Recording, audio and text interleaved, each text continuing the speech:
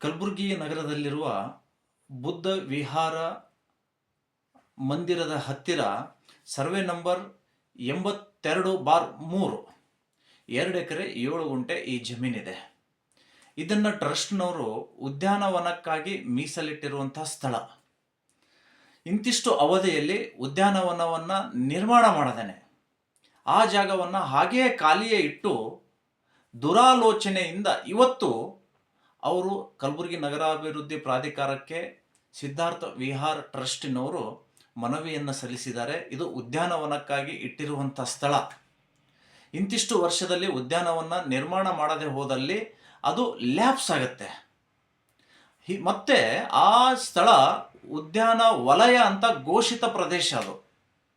ಅಂತಹ ಪ್ರದೇಶವನ್ನು ಇವತ್ತು ಉದ್ಯಾನವನ ನಿರ್ಮಾಣ ಮಾಡದೇನೆ ಭೂಮಿಯನ್ನು ಕಬಳಿಸುವುದಕ್ಕಾಗಿ ಲಾಭದ ಉದ್ದೇಶಕ್ಕಾಗಿ ಸಿದ್ಧಾರ್ಥ ವಿಹಾರ್ ಟ್ರಸ್ಟಿನ ಕಾರ್ಯದರ್ಶಿ ಮತ್ತು ಕಲಬುರಗಿಯ ಲೋಕಸಭಾ ಅಭ್ಯರ್ಥಿ ರಾಧಾಕೃಷ್ಣ ಅವರು ತಮ್ಮ ಸಿದ್ಧಾರ್ಥ ವಿಹಾರ ಟ್ರಸ್ಟ್ನ ಲೆಟರ್ ಪ್ಯಾಡ್ ಮೇಲೆ ಕಲಬುರಗಿ ನಗರಾಭಿವೃದ್ಧಿ ಪ್ರಾಧಿಕಾರಕ್ಕೆ ಮನವಿಯನ್ನು ಕೊಟ್ಟಿದ್ದಾರೆ. ಈ ಸ್ಥಳವನ್ನು ಉದ್ಯಾನವನದಿಂದ ಪರಿವರ್ತನೆ ಮಾಡಿ ವಾಣಿಜ್ಯೋದ್ಯಮಕ್ಕಾಗಿ ನಮಗೆ ಪರಿವರ್ತನೆ ಮಾಡಿಕೊಡಬೇಕು ಅನ್ನುವಂತಹ ಮನವಿಯನ್ನು ಸಲ್ಲಿಸಿದ್ದಾರೆ. ಕಲಬುರಗಿ ನಗರಾಭಿವೃದ್ಧಿ ಪ್ರಾಧಿಕಾರ ಆಕ್ಷೇಪಣೆಯನ್ನ